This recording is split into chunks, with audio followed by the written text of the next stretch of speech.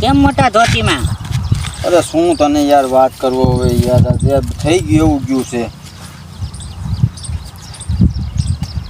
એમાં એવું થયું હું ઘરે થઈ ગયો. મારા ભાભીને કીધું મેં કપડાં કાઢો હું હમણાં આવું છું. તો હું બાથરૂમમાં નાઈને બહાર નીકળ્યો ને તો ભાભીએ કપડાં કાઢીને ઊભા હતા. માન ભાગીને યાર હું નીકળી ગયો. હું